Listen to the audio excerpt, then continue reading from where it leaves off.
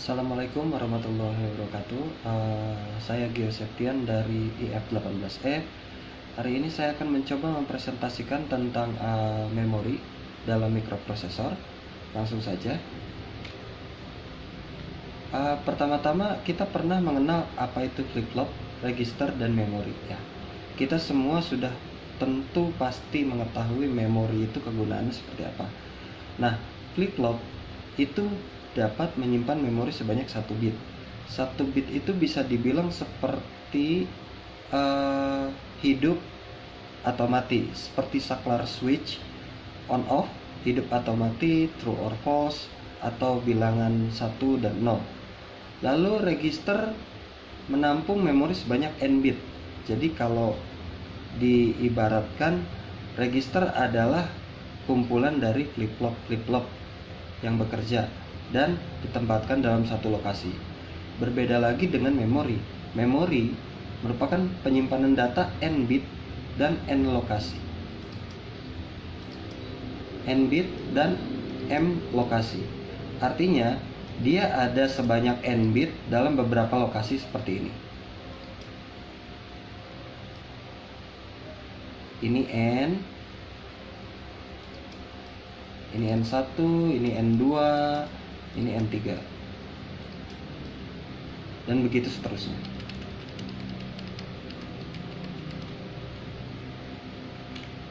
Oke, kemudian memori ini dibagi menjadi 2 ya. Ada ROM. ROM itu read only memory yang hanya bisa dibaca tapi tidak bisa ditulis. ROM ini dibagi lagi banyak jenisnya, ada PROM, ada EEPROM, dan ada EEPROM. Lalu ada RAM. RAM ini random access memory, ada statis dan ada dinamis. ROM merupakan chip atau berbentuk IC, sirkuit terintegrasi, yang menyediakan fungsi penyimpanan data yang bersifat hanya dibaca saja. Hanya dapat dibaca saja, tidak dapat ditulis. Dan sifat penyimpanan permanen. Jika catu dayanya ditiadakan, isi ROM akan tetap ada. Jadi ketika ROM ini tidak dialiri arus listrik, dia akan tetap mempertahankan integritas datanya.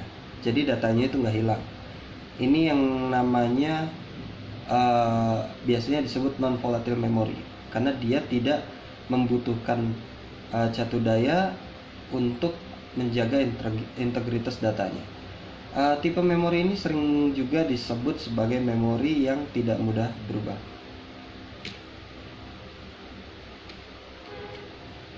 Oke, sekarang kita masuk ke PROM. PROM adalah programmable ROM, merupakan salah satu jenis ROM yang isinya diprogram. Jenisnya itu ada matrik dioda, ada transistor BJT, dan FET. Ya.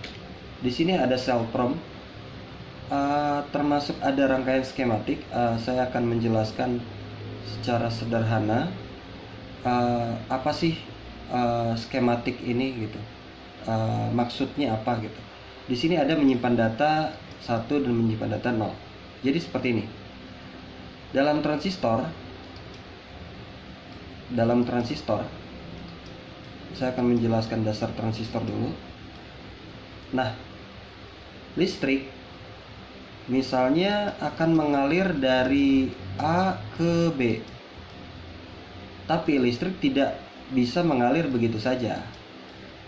Dibutuhkan aliran listrik C yang mengalir dari sini untuk membantu aliran listrik dari A ke B.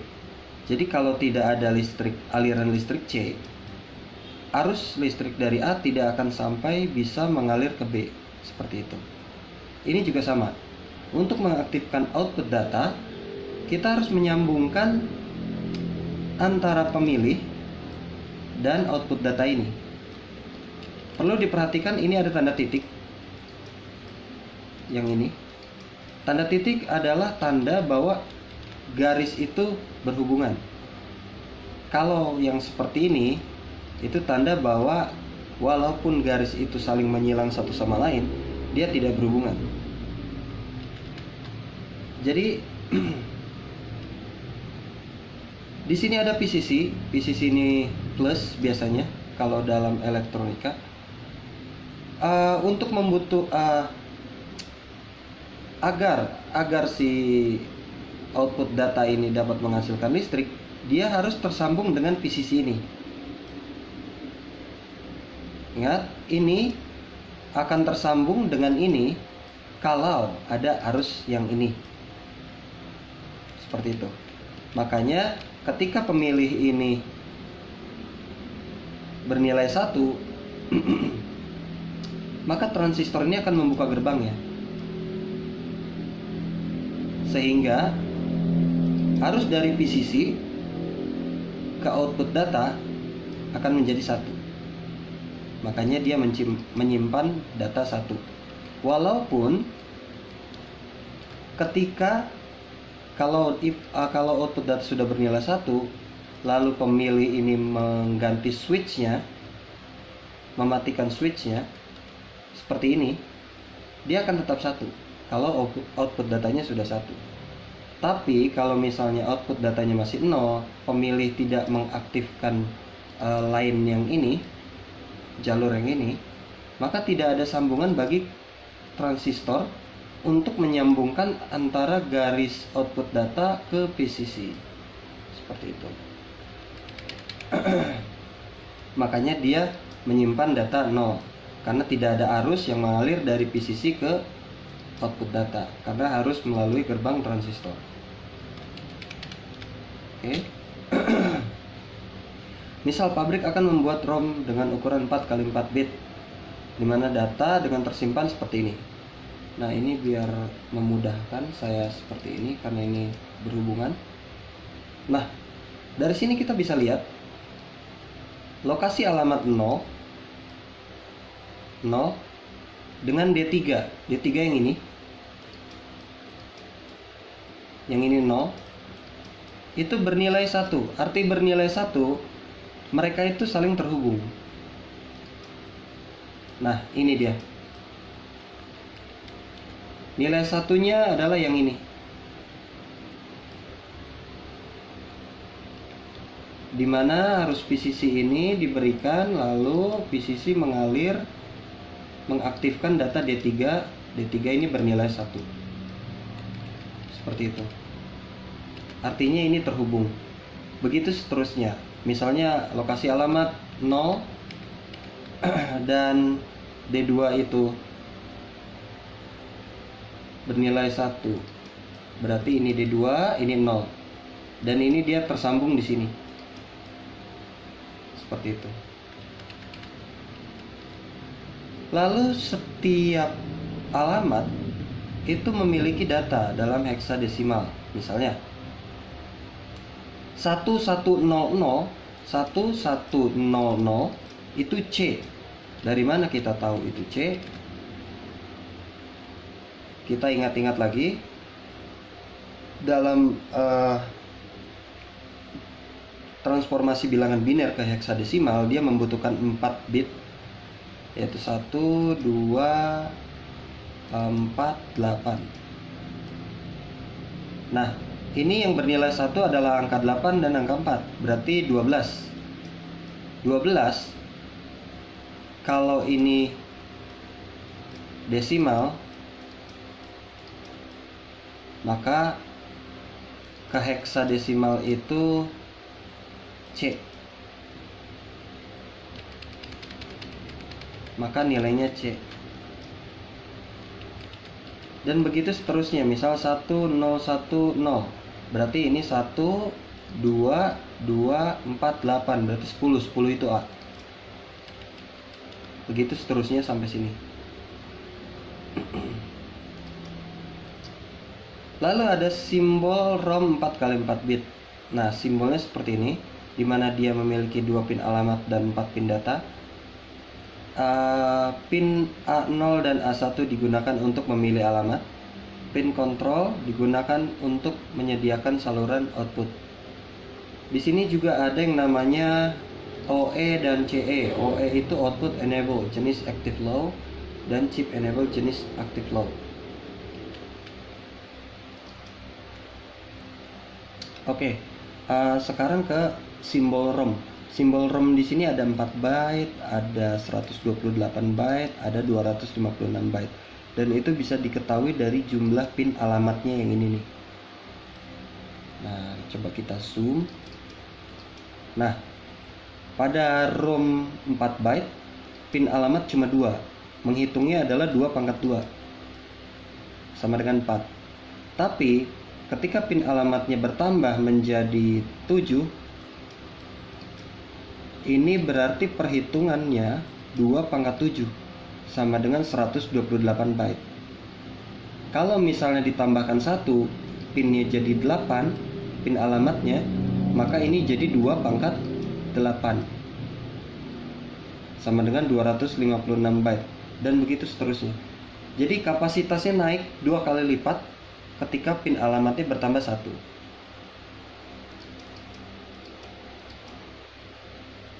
Oke, sekarang kita masuk ke EPROM, Erasable PROM. Jadi Erasable PROM ini secara sederhana itu sebuah ROM yang bisa diprogram, tapi bisa dihapus juga gitu. Menghapusnya ada berbagai cara ya. Salah satunya dengan menggunakan sinar UV. Nanti juga ada yang namanya memakai penghapusan secara listrik ya, electrically erasable PROM. Untuk sekarang, EPROM adalah ROM yang dapat dihapus dan diprogram isinya oleh pengguna. UV EPROM adalah ROM yang isinya dapat dihapus dengan sinar ultraviolet. Biasanya kalau sudah menggunakan ultraviolet, kita lebih harus memahami konsep frekuensi dan spektrum elektromagnetik. Biasanya dia membutuhkan frekuensi tertentu, tidak sembarang ultraviolet. Ultraviolet ini dibatasi, bisa berupa beberapa megahertz atau beberapa kilohertz. Itu tergantung, karena frekuensi yang terlalu tinggi, baik itu menggunakan sinar UV atau apapun, dapat merusak komponen biasanya, karena dia membutuhkan frekuensi tertentu untuk mengubah materi atom pada ROM dan mengionisasinya sehingga data nanti bisa melewati floating gate yang ada di dalam ROM itu. Untuk memprogram ROM ini digunakan EPROM programmer. Nah, ini contoh IC EPROM. Ini itu biasanya transparan. Ini nanti adalah tempat di mana kita bisa menghapus isi ROM menggunakan sinar UV. Lalu di sini ada pin out EPROM-nya, di sini ada pin alamat. Ada pin alamat. Lalu ini kapasitas EPROM. Kalau nomor seri kita hanya berfokus pada ujungnya aja. Ini 16 berarti 2 kilobyte kalau 16, karena 2 kilo dikali 2K dikali 8 bit, jadi 2 kilobyte. Ini juga sama, 32 kali, ini sama dengan 4K kali 8 bit, 4 kilobyte. Jadi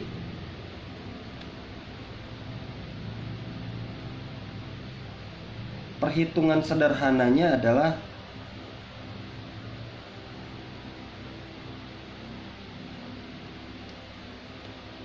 angka ini dibagi 8.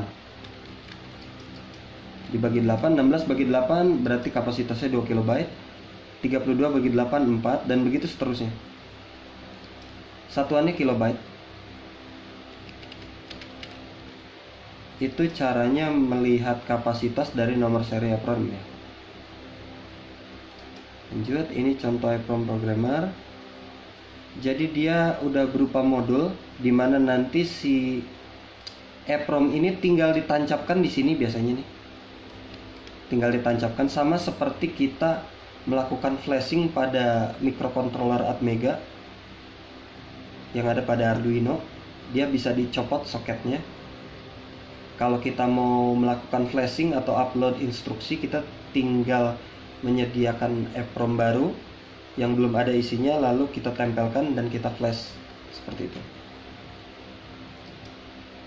Oke, cara menghapus EEPROM. Pertama, lepaskan EEPROM dari sistem, buka penutup jendela transparan. Ini untuk menyinari disinari oleh ultraviolet. Kurang lebih 15 menit. Ini tergantung frekuensi ya, tidak semerta-merta semua ultraviolet dari berbagai macam frekuensi itu dapat menghapusnya 15 menit, tergantung frekuensi. Semakin besar biasanya semakin cepat, dan kalau terlalu besar biasanya itu dapat merusak komponen EEPROM itu sendiri. Cara memprogram EEPROM, hapus terlebih dahulu dengan sinar UV. Pasang EEPROM pada EEPROM programmer yang ini. Kita pasang, kita tancapkan biasanya di sini. Lalu kita melakukan upload instruksi ke dalam EEPROM. Biasanya software sudah disediakan biasanya ya. Nanti si programmer hanya tinggal mengklik tombol upload biasanya. Mekanisme dasarnya sama seperti microcontroller Arduino ya, kalau diperhatikan gitu. Nah, ini penghapusan UV EEPROM. UV EEPROM di tengah-tengah di sini akan diberikan sinar UV. Di sini ada jendela transparan, di sini ada pinnya. Ini cara menghapus UV EEPROM ya. Ada lagi EEPROM, Electrically EEPROM, Flash ROM, yang isinya dapat dihapus dan diprogram secara elektris. Biasanya tidak perlu dihapus menggunakan sinar UV. Jadi biasanya dia modul untuk menghapusnya sudah jadi satu ya dengan alat flashernya. Contohnya seperti CMOS setup pada PC. Jika kita mengubah konfigurasi PC, maka saat booting tekan tombol del sehingga muncul informasi konfigurasi yang akan diubah. Perubahan konfigurasi pada dasarnya adalah memprogram CMOS atau EEPROM secara elektris. Ini cara memprogram EEPROM. EEPROM tetap terpasang, jadi dia tidak dicopot. Sekali EEPROM itu terpasang, dia nggak perlu, kalau kita mau menghapus, kita nggak perlu copot EEPROM-nya. Langsung aja, karena ini bersifat elektris, lakukan penghapusan dan pengisian data. Sama seperti flashing ya, flashing tapi dua arah. Kelebihan EEPROM dibanding EEPROM biasa, isinya dapat diprogram bagian per bagian, sedangkan EEPROM untuk memprogram harus menghapus. Jadi ini bisa modul per modul ya, kalau dalam bahasa program itu kita bisa menambahkan dan bisa menghapus gitu. Ibaratnya kita bisa memflash satu bagian dan memflash bagian lain di waktu berikutnya gitu. Penghapusan EEPROM lebih cepat karena bersifat elektris. Waktu penghapusan EEPROM itu satuannya milisecond atau milidetik, sedangkan pada EEPROM biasa itu biasanya dalam hitungan menit. Nah, pemrograman EEPROM dapat dilakukan tanpa melepaskan dari sistem, sedangkan untuk EEPROM harus dilepaskan dari sistem, seperti itu. Oke, cara mikroprosesor membaca ROM. Di sini ada ROM 8 byte, datanya seperti ini 02 A1, ini heksadesimal. Lalu saya jadikan seperti ini untuk memudahkan. 4 ya. Nah, seperti ini. Karena ini saling terkait satu sama lain. Di sini ada sistem interkoneksi bus pada microcontroller, di mana mikroprosesor itu menentukan bus alamat yang nantinya akan diambil dari mana, ROM atau RAM atau IO interface. Lalu ada bus data dan bus control. Lalu cara MP membaca ROM. Langkah pertama itu seperti ini. 1. Mikroprosesor mengirim sinyal alamat 5, yakni A2, A1, A0 diberi nilai 101. 101 itu Kalau diubah ke desimal itu berarti 1, 2, 4. Berarti 4 tambah 1 5 ya. Makanya dia 101. Lewat bus alamat ke pin alamat ROM. Oke, ini mengeluarkan mengirimkan sinyal 5. ROM ini gambar ilustrasinya seperti ini. ROM 8 byte. Yang kedua, mikroprosesor mengirim sinyal kontrol CE sama dengan 0 dan OE sama dengan 0 untuk mengaktifkan ROM. Lalu data akan ditempatkan pada bus data sehingga pada bus data terdapat data 45. Yang ini alamatnya tadi 5, datanya 45. Setelah dia dapat data 45, biasanya data 45 itu akan dikirimkan melalui bus data yang ini nih. Seperti itu. Oke, selanjutnya saya akan membahas tentang random access memory ya.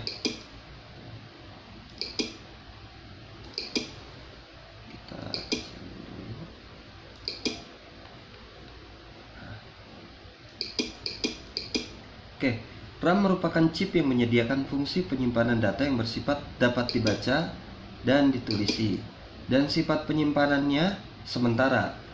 Jika catur dayanya ditiadakan, isi RAM akan hilang. Oke, lanjut. RAM itu sebagaimana sudah kita bahas, RAM terdapat dua jenis. Yang pertama adalah static RAM dan dynamic RAM, biasanya disingkat.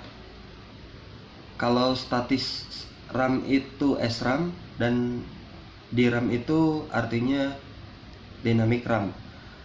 Static RAM merupakan RAM yang sel-selnya menggunakan flip-flop, sehingga datanya relatif stabil atau statis sehingga tidak diperlukan adanya rangkaian refresh. Yang kedua lebih cepat, dan yang ketiga kepadatan komponen lebih rendah atau kapasitasnya kecil. Yang keempat itu harganya mahal. Oke, di sini ada sel RAM. Saya akan menjelaskan sekilas aja. Yang patut diperhatikan, yang pertama adalah input, select, read, write, select, dan output. Di sini mode write itu RWS-nya bernilai 0. Misalnya di sini RWS-nya bernilai 0. Ini mode write. Kalau kita punya inputan 1, berarti di sini ada gerbang negasi ya, gerbang sebaliknya, berarti ini 0, ini tetap 1, berarti ini 1, dan ini 0. Kita silang aja. Nah, select, misalnya kita memberi nilai select ini 1, berarti ini 1, ini 1. Lalu karena RWS ini 0, di sini ada pembalik, jadi ini 1 dan ini tetap 0. Oke, select ini 1 juga, terus ini 1 juga. Nah, kan ini gerbang N, 111 itu hasilnya 1, ini gerbang N juga. Kalau ada salah satu yang bernilai 0, maka ini otomatis 0. Seperti itu. Karena ini merupakan rangkaian, yang ini merupakan rangkaian SR flip-flop, maka kalau S-nya 1, R-nya 0, Q-nya pasti 0. 1, 0, 0, itu outputnya pasti 0. Seperti itu. Kalaupun kita mau memakai mode read 1, ini mekanismenya sama aja. Nanti bisa dicoba. Nah, ini disebut memory cell atau memory cell SRAM ya. Nah, sekarang kita ke sini, ini organisasi SRAM bentuk pertama. Ini ada select, ini ada RWS, ini ada output, ini ada namanya input.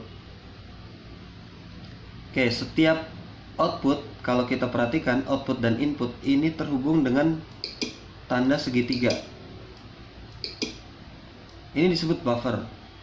Kalau segitiga terbalik mengarah ke output, itu namanya output buffer. Kalau segitiga ke atas ini mengarah ke input, ini namanya input buffer. Ya. Di sini juga ada RWS.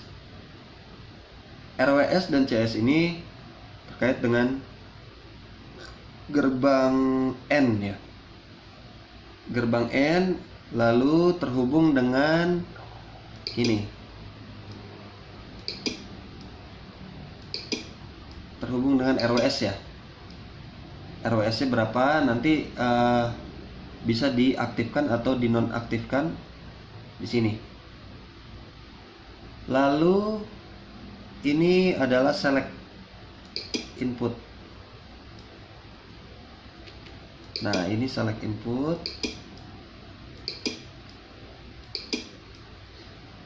Oke. Ketika ada alamat masuk, dia di decoding. Misalnya 0 ini jadi 1, maksudnya ini alamat ke 0 ini inputnya 1. Lalu kita lihat lagi read write mode nya, apakah dia bernilai write atau read. Masuk ke sini, lalu masuk ke sini RWS, lalu di sini ada input I/O dari input buffer, lalu outputnya ke output buffer seperti itu. Di sini ada simbol RAM 4x4 bit. Untuk pertama, ini pin alamat, ini pin data, lalu ini ada RWS dan CS. RWS tadi read write select, dia modenya mau read atau write, lalu ada chip select.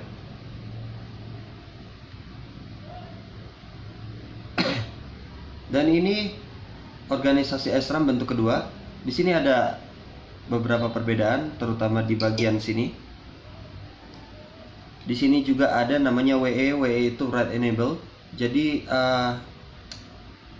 suatu rangkaian yang mengizinkan memberi akses atau tidak memberikan akses kepada mode penulisannya.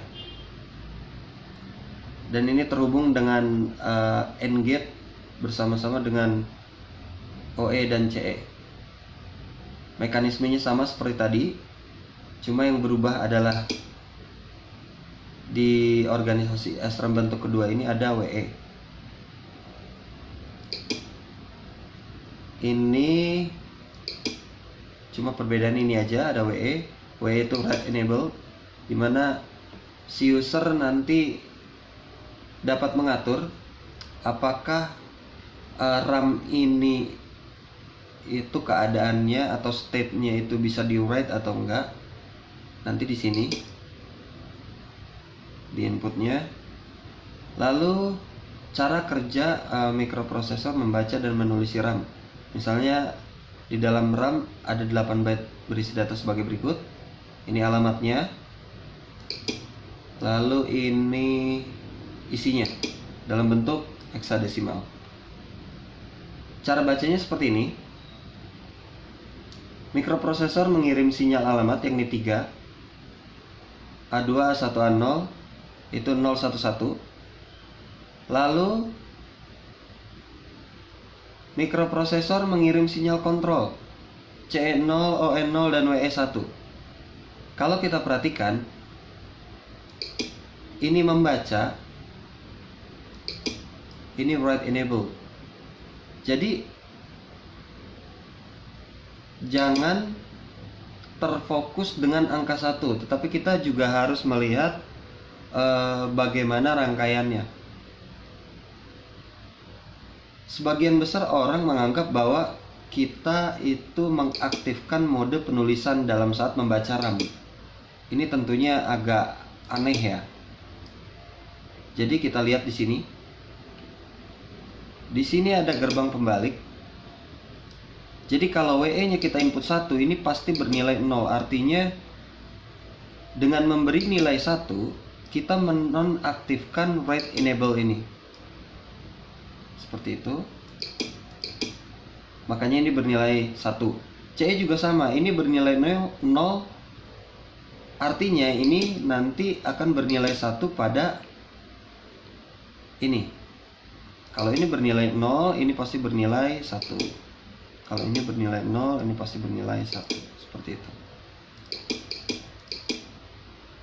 Yang ketiga, data akan ditempatkan pada bus data, sehingga pada bus data terdapat data 6D. Biasanya nanti di sini data yang ini, ingat dibacanya bukan dari atas ke bawah, tapi dari bawah ke atas. Misal 0, 1, 1, 0, 1, 1, 0, 1. Ini dipisahkan menjadi 4 bit 4 bit. Lalu di sini 1, 2, 4, 8, 13. Di sini ada 1, 2, 4, 6. 13 itu D. Jadi ini 6 D. 6D ya. Seperti itu. Lalu ada cara mikroprosesor menulis RAM. Mikroprosesor mengirim sinyal alamat 4, yakni A2, A1, A0 sama dengan 100. 100. Mikroprosesor menempatkan data A2 pada bus data. Lalu mikroprosesor mengirim sinyal kontrol CE0, OE1, dan WE0. WE0 sebagaimana yang tadi sudah dijelaskan, ini namanya mengaktifkan mode penulisan. Dan ini sesuai. Kita akan menulis RAM, kita juga harus mengaktifkan mode penulisan.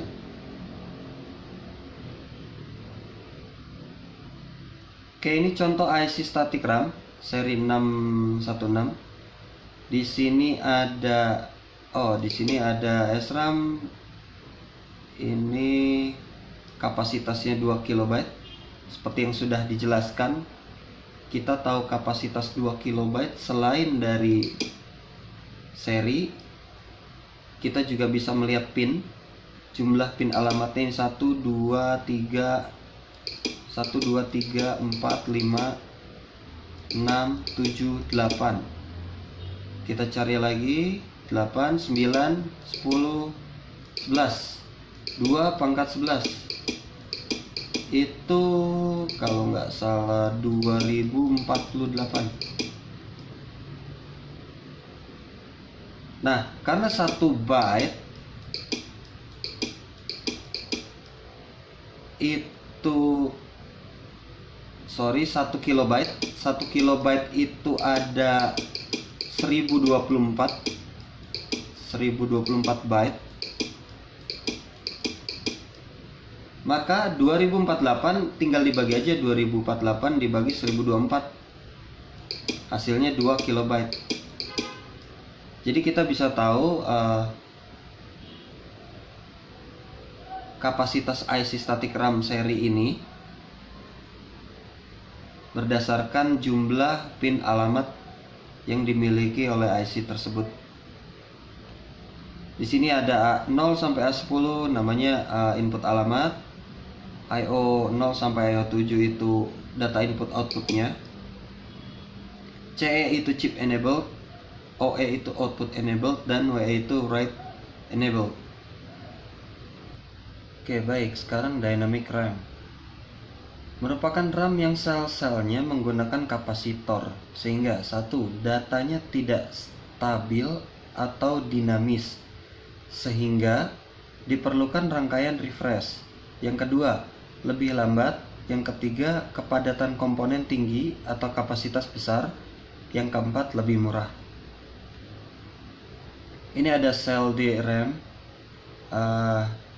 Seperti yang kita tahu, ini column select. yang warna biru. Yang warna merah itu row select. Artinya setiap blok pada RAM, dynamic RAM, itu bernilai 1 jika garis kolom dan garis row itu tersambung. Di sini ada transistor NMOS. Jadi ketika row select ini bernilai 1, dia akan membuka gerbang transistor. Lalu kolom select, listriknya akan mengalir dan tersambung dengan kapasitor. Maka itu dia akan jadi bernilai 1 untuk satu bloknya. Di sini kita bisa lihat ada beberapa baris dan kolom yang terdiri dari blok-blok. Setiap blok itu susunannya seperti ini. Ada kolom address, ada row address, dan ini membentuk suatu array ya. Lebih tepatnya ini array multidimensi. Kalau di sini contohnya 4x4, ini array multidimensi. Lalu ada yang namanya organisasi DRAM. Di sini ada latch. Kita harus tahu dulu latch itu apa. Latch itu sama dengan flip-flop. Suatu memori yang menyimpan 1 bit data. Kalau nggak 1, ya 0. Seperti itu. Ini juga sama, row address latch. Terus di sini juga ada cas dan ras ya. Cas itu adalah column address strobe dan ras itu row address strobe. Apa itu cas dan ras? Ini adalah validator sebenarnya. Kalau ini validator untuk kolom, ini validator untuk row. Jadi validator itu tugasnya adalah memvalidasi apakah suatu kolom address atau row address itu valid atau enggak gitu. Di sini ada, setelah masuk ke latch biasanya langsung masuk ke decoder, dan decoder langsung mempertemukan kolom dan row. Biasanya 1 titik, nanti ada blok. Nah seperti ini. Misalnya row kedua, misalnya row kedua ini, kolom ketiga ini. Nah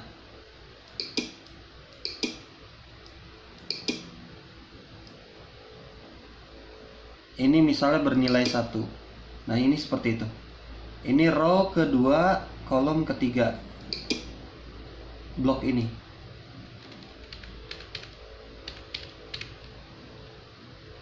Nah, di sini juga ada RW itu read atau write ya. Di sini ada din dan dout. Ini bukan din atau dout ya, ini d in, d out. Data masuk, data keluar. Langsung masuk ke buffer dulu, nggak langsung masuk ke DRAM ya. Dia harus di buffer dulu. Untuk keluar juga sama, dia melalui output buffer. Operasi baca pada DRAM, alamat baris A1A0 ditempatkan pada pin. Ini lebih enaknya kita buat seperti ini.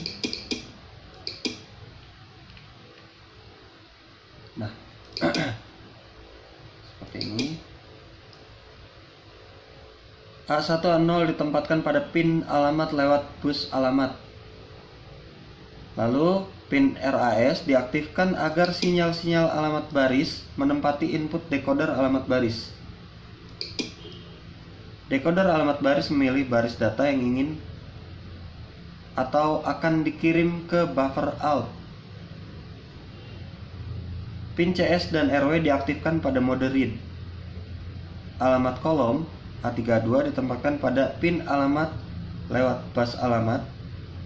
pin CAS diaktifkan untuk menempatkan sinyal alamat pada input decoder kolom. Pin ini selalu memberikan output enable setiap sinyal cas diberikan. Data ditempatkan pada DOut, RAS dan cas dinonaktifkan. Jadi setiap operasi itu RAS dan casnya dihidupkan dan dinonaktifkan secara berkala ya. Lalu di sini ada operasi read, operasi baca ya. Ini RAS, ini aktif 1. Address bus ini ditampung ke kolom address latch dan row address latch, di mana cas dan RAS ini sudah aktif. Lalu dipetakan melalui kolom address decoder dan row address decoder, lalu dicari dalam array memori ya. Ketemu, langsung menuju ke refresh amplifier sebelum dikirimkan ke bus data seperti itu.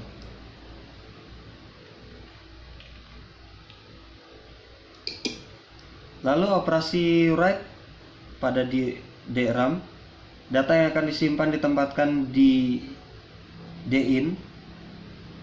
Alamat baris A1 A0 ditempatkan pada pin alamat lewat bus alamat.